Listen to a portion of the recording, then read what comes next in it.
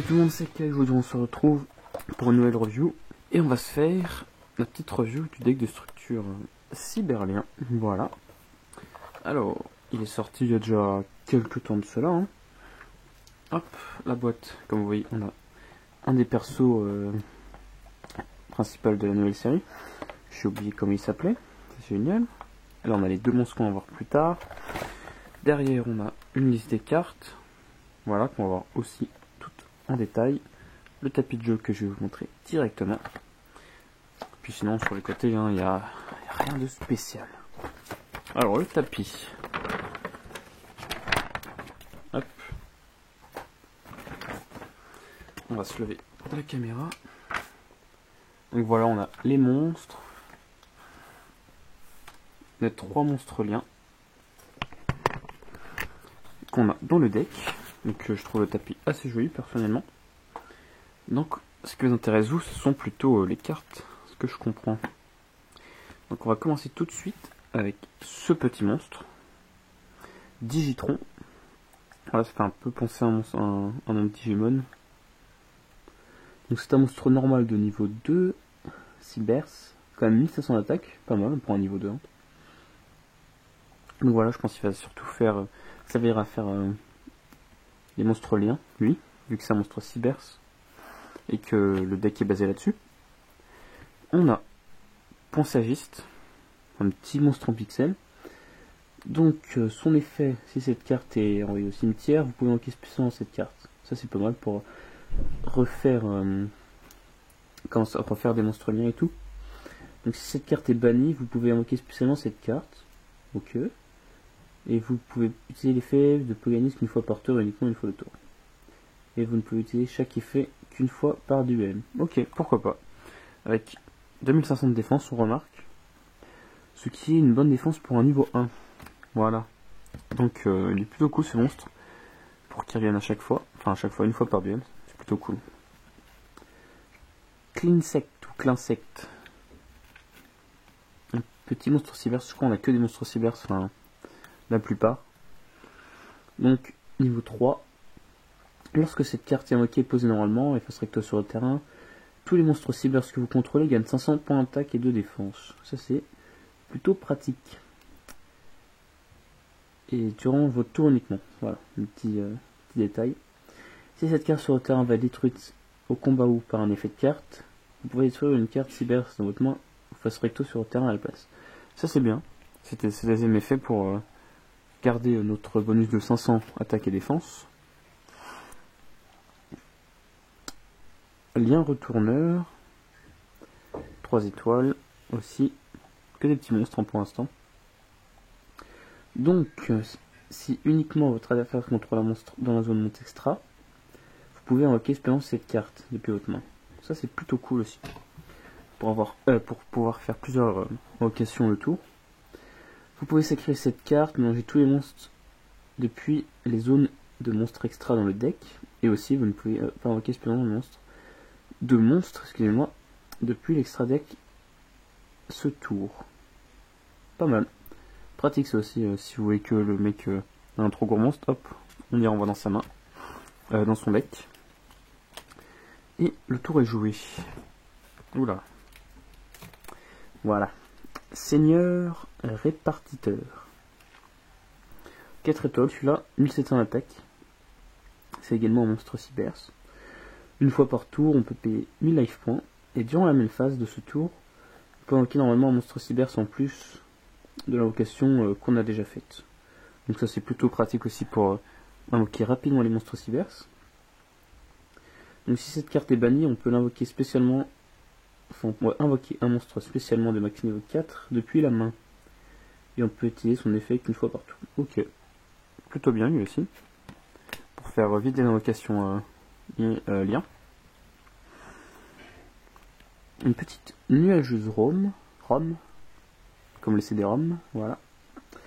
Lorsque cette carte est invoquée normalement, on peut cibler un monstre cybers, cette carte exclue, dans le cimetière et on l'ajoute à la main.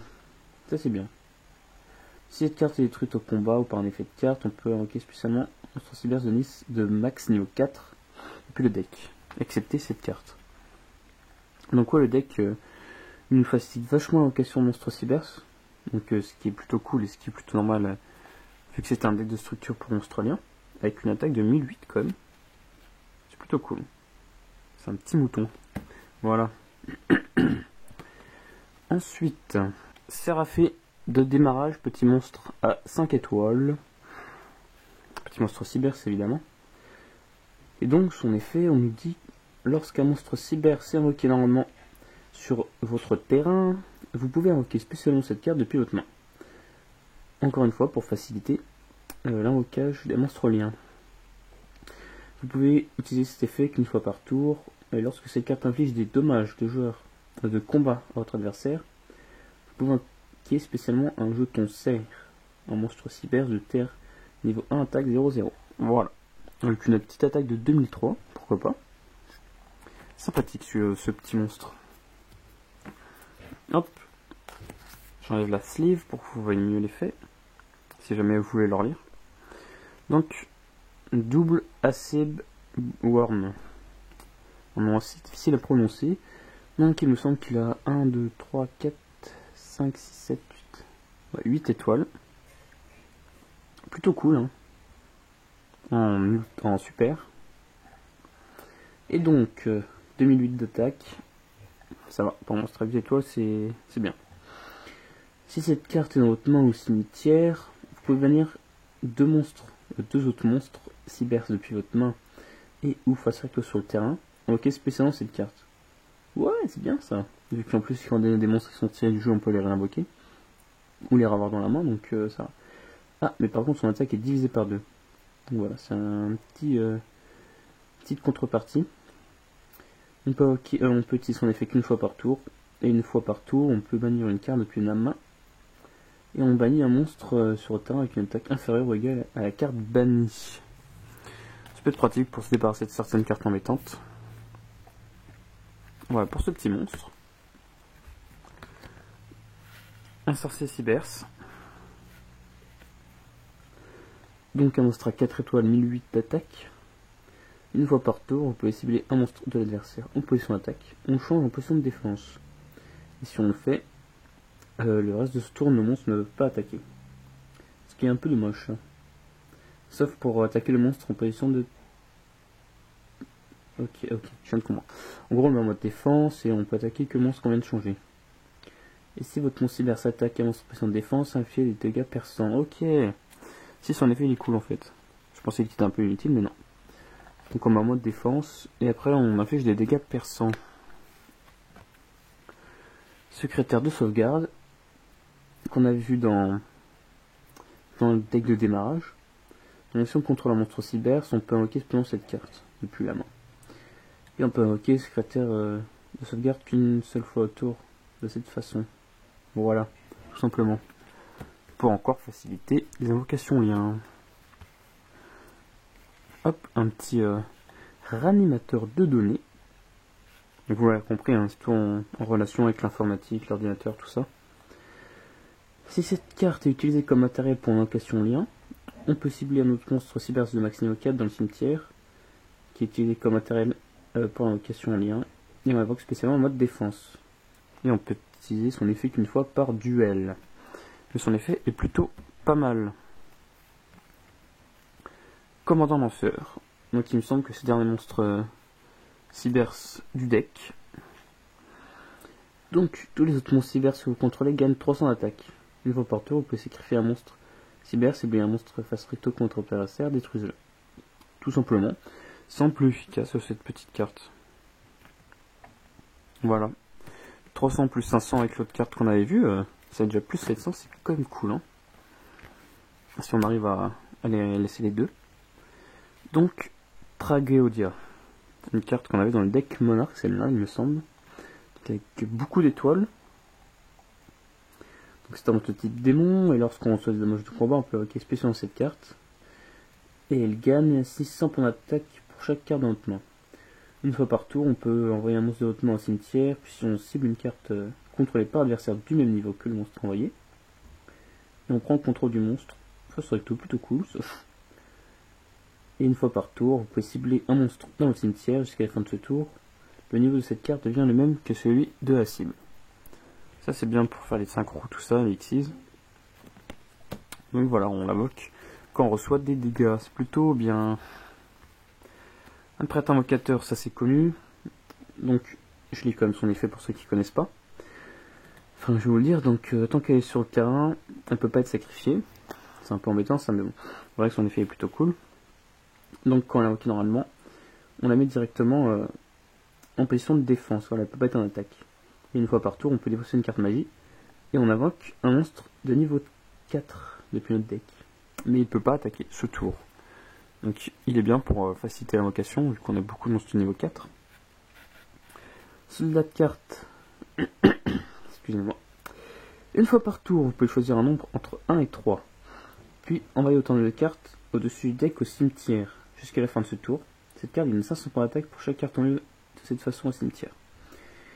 Et si cette carte que vous contrôlez est détruite, on pioche une carte. Détruit et envoyé au cimetière. Donc si c'est la retirée du jeu, ça compte pas. Dragon des ruines. Hop. Lorsque cette carte est invoquée, normalement, on peut la cibler.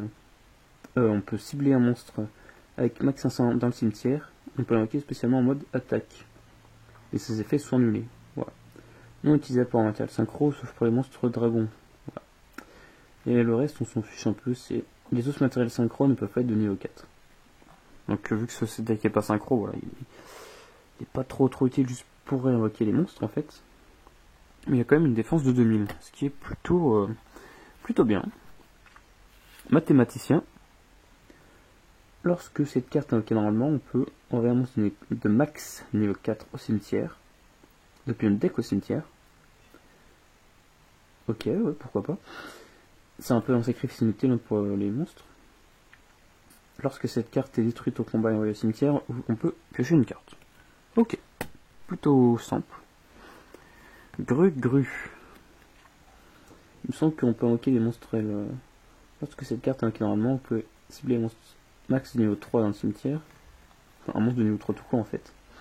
Et on invoque spécialement la cible. Mais ses effets sont annulés. On peut activer son effet une fois par tour. Ok, donc on va invoquer des monstres de niveau 3. Hop. J'espère que vous n'avez pas entendu le chat cracher. Voilà. Magicienne de la foi.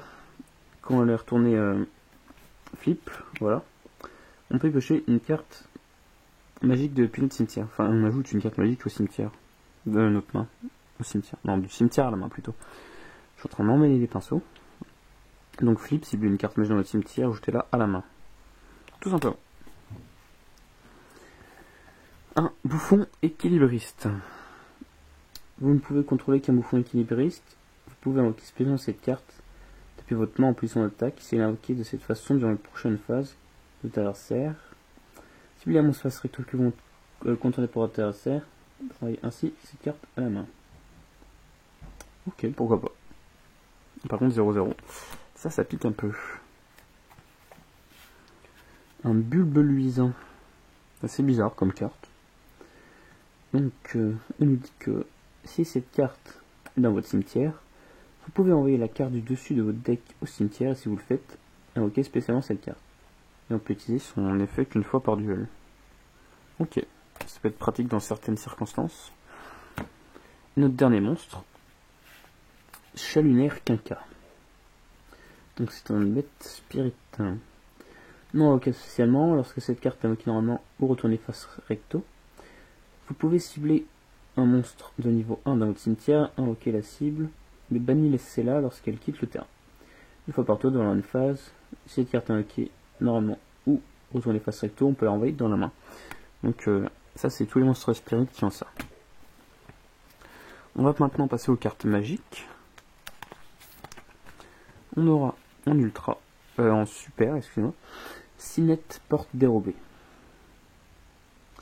Alors, une carte jeu rapide. Ciblez un monstre cyber que vous contrôlez et on le bannit. Et si on le fait, on ajoute un monstre cyber du deck à la main, dont l'attaque est égale à l'attaque du régime du monstre. Non, inférieure à l'attaque du régime du monstre. 40 prochaines semi-phases, renvoyez le monstre banni par cet effet sur le terrain et il peut attaquer directement ce tour. Et on peut activer cette carte une fois par tour. Plutôt pratique. Charge de l'âme, ça je pense que les joueurs connaissent. Donc on cible un nombre de monstres dans notre cimetière, on les invoque spécialement. Et on paye 1000 pour chaque invocation. On peut activer cette carte qu'une fois par tour et on peut pas attaquer le tour où on a activé cette petite carte. Renaissance de magie. Si vous ne contrôlez aucun monstre, ciblez un monstre dans votre cimetière que spécialement. Mais il a ses effets annulés et aussi bannissez-le durant la end phase. Vous pouvez bannir cette carte depuis votre cimetière puis ajouter puis cibler un monstre que vous contrôlez, mais mélangez-le dans le deck, puis piochez une carte. Et aussi durant la end phase de ce tour, bannissez une carte depuis votre main. Vous ne pouvez utiliser cette renaissance de mélange qu'une fois par tour. Ouais, ok. Donc en gros, ça sert à récupérer des cartes. Pourquoi pas. RDD. De réincarnation d'une dimension différente. Une carte équipement. Défausser une carte, puis cibler un monstre banni. Et on peut l'invoquer spécialement d'attaque. Et lorsque cette carte quitte le terrain, on détruit le monstre qui va avec. Voilà, tout simplement. Pour récupérer le monstre qu'on bannit avec les effets des monstres qu'on a dans le deck. Un sarcophage doré. Donc on bannit une carte depuis le deck et dans 2 tours on peut l'ajouter. En fait, c'est ça. Dans 2 standby phases, on peut l'ajouter à notre main. Ça c'est bien si on attend des cartes qui sont au fond du deck. Hop. Un petit contrôle mental. Donc vous en doutez l'effet. On peut prendre on cible un monstre contrôlé par l'adversaire et jusqu'à une phase on prend le contrôle, mais elle ne peut pas déclarer d'attaque ni de sacrifier. Voilà. Pour les invocations lien, je pense que ça marche. Hop, une carte jeu rapide, cyclone cosmique. Payez 1000 life points, puis ciblez une carte magique piège sur le terrain, bannissez-le. Bannissez-le. Je serais plus bannissez-la, mais bon. Donc voilà, plutôt simple et efficace. Bouclier miroir de la lune, une carte équipement encore. Si les monstres équipés combattent un monstre de votre adversaire dans le calcul des dommages, et qu'il le répète 2 fois, et enfin dans les 10 plus, durant les calculs de dommages uniquement. L'attaque et la défense du monstre équipé deviennent égales à l'attaque ou à la défense, la plus haute valeur du monstre combattant de l'adversaire plus 100. Ok, ça c'est bien. Si cette carte efface recto depuis le terrain au cimetière, payez 509 points pour la mettre au-dessus du deck. Soit au-dessus, soit au-dessous, c'est vous qui choisissez. Ok, plutôt cool. Et on a une petite carte. Ouf, où es-tu qu'on a déjà vu dans les decks légendaires, il me semble. Je sais pas si je l'ai fait. Je sais même plus si je l'ai fait. Le deuxième coffret échec, Marrakech Shadow l'ont fait. Et je crois elle est dedans. Si vous contrôlez un monstre de niveau 1 face recto, ajoutez un monstre de niveau 1 depuis votre deck à votre main. Durant la une phase de ce tour, après activer cette carte, recevez 2000 points de dommage. Si vous n'avez pas invoqué normalement le monstre ajouté ou une carte du même nom. Ok, c'est assez violent. Donc t'as intérêt à invoquer tes monstres hein, si tu veux pas prendre cher. Recodage vivant. Ciblez un monstre lien Cybers Link de rang 3 que vous contrôlez dans votre cimetière, bannissez-le. Et si on le fait, on peut invoquer spécialement un monstre décodeur bavard depuis l'extra deck. Et si vous ne contrôlez aucun monstre dans la zone monstre extra, vous pouvez bannir cette carte de votre cimetière, puis cibler un de vos monstres codeurs bavards bannis, invoquez-le spécialement. Plutôt pas mal. Lueur du miracle. On cible un monstre qui détruit au combat, et on va au cimetière ce tour et on invoque spécialement. Donc ça c'est uniquement pour le tour, mais c'est quand même plutôt cool de renvoquer ces monstres comme ça. Une carte piège continue. Puissance renaissante. Activez cette carte en ciblant un monstre de max niveau 4 dans le cimetière, et on l'invoque spécialement. Et on augmente son attaque, son niveau et son attaque de 100. Et lorsque l'on s'est détruit, on détruit la carte. Plutôt cool. Ça peut être pratique aussi pour les monstres synchro. Ou Xyz, vu qu'on augmente le niveau. Retour prématuré, bannissez une carte depuis votre main, puis ciblez un monstre banni. Et on invoque spécialement le monstre ciblé en mode défense. Ok. Et je vois que Il y avait une espèce de truc bizarre sur la carte. Encore une continue. Marie miroitant. Acquérir cette carte en déclarant un type de monstre et un attribut. Acquérir spécialement cette carte comme un monstre normal de niveau 4 avec 1800 attaque, 1000 de défense, de type et d'attribut qu'on a sélectionné. Ok, c'est cool, et aussi c'est une carte piège en même temps. Donc ça nous fait un monstre de plus. Chat quantique. Encore une carte continue. Acquérir cette carte en déclarant un type de monstre et un attribut. Parce qu'en fait c'est le même truc, mais il a 0 d'attaque et 2200 de défense. Ça c'est plutôt cool aussi. On a soit l'attaque, soit la défense, on peut choisir. Force de miroir violente. Ça on l'a déjà vu aussi dans le deck Cyber Dragon. Lorsqu'un monstre doit faire déclarer une attaque, renvoyez tous les monstres en position d'attaque face recto à la main. Donc les monstres de l'adversaire bien sûr, hein. Pas nos monstres hein, quand même. Barrière dimensionnelle qui était une carte hyper recherchée avant. Mais là elle est en commune donc c'est cool. Déclarer un type de monstre. Un type de carte de monstre, rituel, fusion, synchro, exise ou pendule, et le reste de ce tour, aucun joueur ne peut invoquer spécialement de monstres du type déclaré, et aussi annuler les effets de tous les monstres de ce type tant qu'ils sont sur le terrain.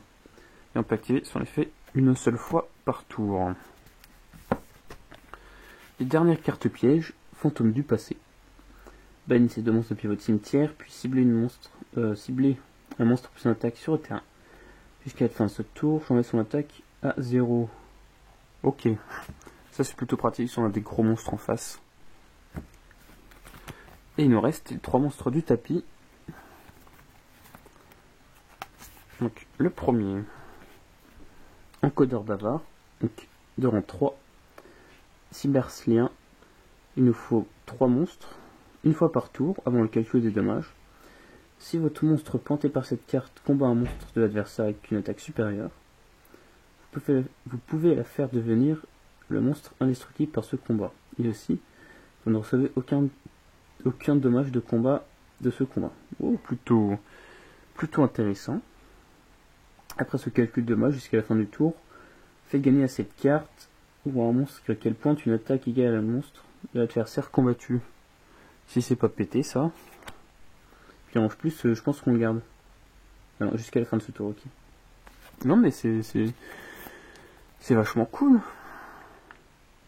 Par contre, j'avais mis dans mon deck. Ok, c'était pas celui-là.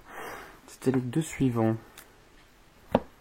Donc, on a. J'arrive pas à l'enlever, voilà. Sorcier triporte, de rang 3 également. Donc il faut plus de 2 monstres et jetons exclus. Cette carte gagne ses effets selon le nombre de monstres colliers. Donc, en plus, si un monstre collier à cette carte combat un monstre de votre adversaire, les dommages infligés à l'adversaire sont doublés. Oh, c'est plutôt pété ça. Une fois par tour, on peut cibler une carte sur le terrain, on va la bannir.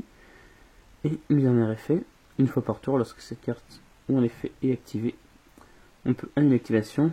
Et si on le fait, on bannit la carte. Plutôt efficace pour se défendre. Hop, il faut que je laisse de sortie celle-là. Et en dernier, on a sorcière binaire. Donc de rang 2. Donc il nous faut 2 monstres. Jetons exclus. Cette carte gagne ses effets selon le monstre collé à cette carte. En plus, lorsqu'un monstre collé à cette carte combat un monstre de votre adversaire, elle lui inflige des dommages de combat. On peut gagner autant de life points, voilà, c'est plutôt bien pour récupérer ses points de vie. Et enfin, une fois par tour, vous pouvez cibler 2 monstres face recto qu'on contrôle jusqu'à la fin du tour. On divise par 2 l'attaque d'un monstre, et si on le fait, on ajoute l'attaque perdue à l'autre monstre. Ce qui est plutôt pratique. Donc voilà pour ce petit deck les amis. N'hésitez pas à poser des questions dans les commentaires, j'essaierai d'y répondre. Donc avec ma chaîne à moi, donc si quelqu'un vous répond que c'est pas sur la chaîne, ce sera moi, vous inquiétez pas. Et donc c'est un deck que je trouve assez sympathique, surtout pour les monstres liens qu'on n'avait pas beaucoup, pour les cybers. Et aussi pour les monstres qu'on a dans le deck qui sont quand même plutôt puissants. Donc voilà, je vous dis à la prochaine avec ce petit monsieur. Voilà, salut tout le monde.